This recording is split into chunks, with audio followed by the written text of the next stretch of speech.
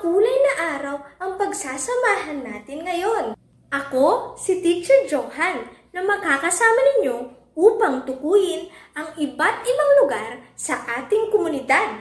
Alam kong handang-handa na kayo, kaya tara na at sabay-sabay nating alamin at tuklasin ang mga ito dito sa Kindergarten.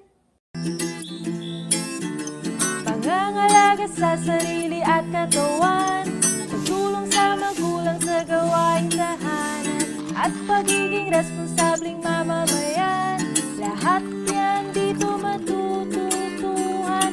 Kahit wala ka sa paaralan, marami pa rin kaalaman. Halina sa kindergarten, ito'y puno ng kasiyahan. Ano pang hinihintay? Isama mo na rin si nanay at tatay. Sa'yo'y aking alay, edukasyon at tagumpay. Mga bata, naaalala niyo pa ba ang tinalakay natin noong nakaraang pagkikita? Mahusay, nakilala natin ang mga iba't ibang taong tumutulong sa ating komunidad. Sino-sino na nga ba ang mga ito? Tumpak tariyan!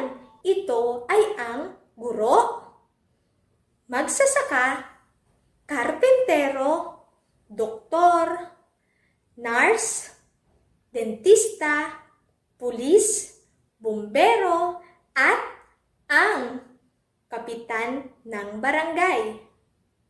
Sa araw naman na ito, pagtukoy sa iba't ibang lugar sa ating komunidad ang ituturo ko sa inyo. Ngunit, ano nga ba ang komunidad?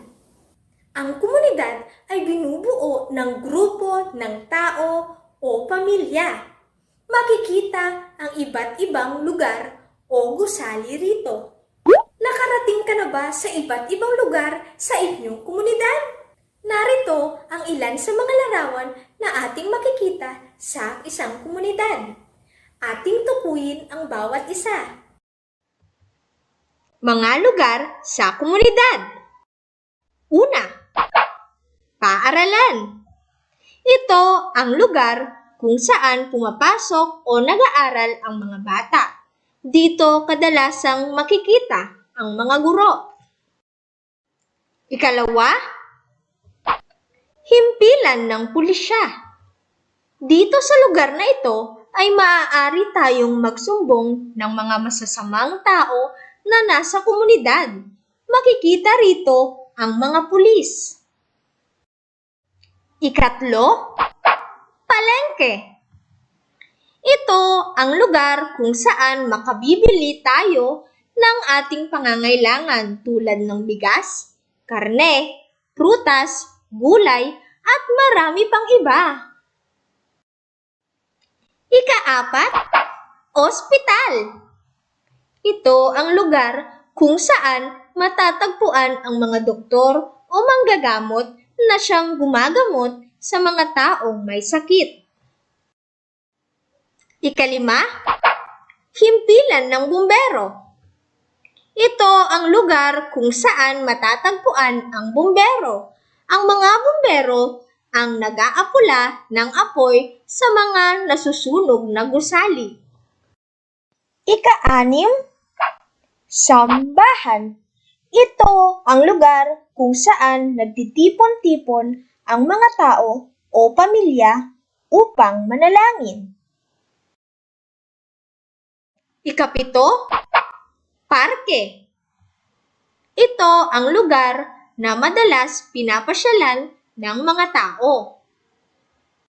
At ang ikahuli, tahanan. Ito ang lugar kung saan naninirahan ang buong pamilya. O hayan mga bata, nalaman na ninyo ang iba't ibang lugar dito sa ating komunidad. Halina at tukuyin natin ang mga pangalan ng mga lugar na nasa larawan. Handa na ba kayo? Una, anong lugar ang nasa larawan? Ito ba ay sambahan o palengke? Palengke ang iyong sagot. Tama ka. Ikalawa, anong lugar ang nasa larawan? Ito ba ay sambahan o parke? Kung sambahan ang iyong sagot, tama ka. Ikatlo, anong lugar ang nasa larawan? Ito ba ay himpilan ng pulis o tahanan? Kung tahanan ang iyong sagot, tama ka. Ika-apat, anong lugar ang nasa larawan? Ito ba ay himpilan ng bumbero o himpilan ng pulis? Kung himpilan ng pulis ang iyong sagot, tama ka. Ikalima, anong lugar ang nasa larawan? Ito ba ay ospital o himpilan ng bumbero? Kung ospital ang iyong sagot, tama ka. Sigurado akong nasagot niyo ng tama ang ating gawain. Dahil sa inyong angking galing, bibigyan kita ng 3 bituin. Para sa ating ikalawang gawain, tulungan natin si Ana. Ako si Ana. Tulungan ninyo ako tuklasin kung saan bang lugar sa komunidad ang kailangang puntahan sa iba't ibang pangyayaring aking ibabahagi. Unang pangyayari, sa hindi sinasadyang pagkakataon, nakainom ako ng maraming tubig at dahil dyan, sumakit ang tiyan ko. Saan ako dapat magpunta?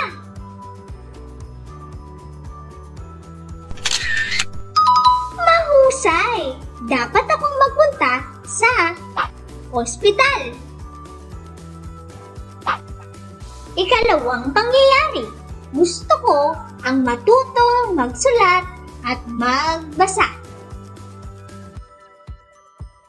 Saan ako dapat magpunta?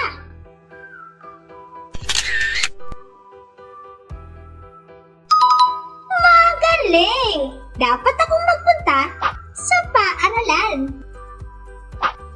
Ikatlong pangyayari, ako ay naiinip sa bahay. Gusto ko ang pumasyal.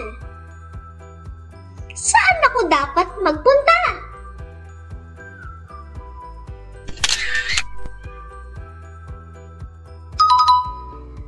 Tama ka! Pwede akong mamasyal sa parke. Ika-4 na pangyayari.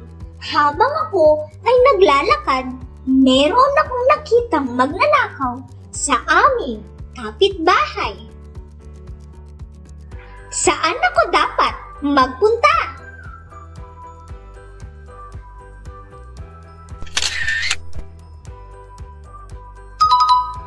Ang galing mo! Dapat akong magtungo agad sa himpilan ng pulis. At para sa ikalimang pangyayari, nasusunog ang aming tinitirhang bahay. Saan ako dapat magpunta?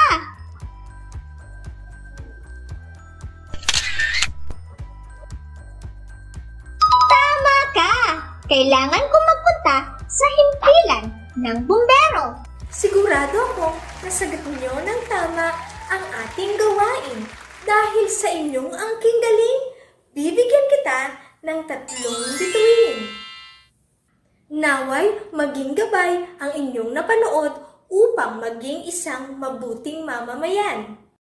Tandaan na ang ating komunidad na kinabibilangan ay may mga iba't ibang lugar. Ang bawat lugar na ito ay kailangan nating pangalagaan, protektahan, at pagyamanin upang mas maging maunlad ang ating kinabukasan. Isang masayang pagkatuto ang ating pinagsamahan. Muli, ako si Teacher Johan. Maraming salamat sa inyong aktibong partisipasyon. Paalam!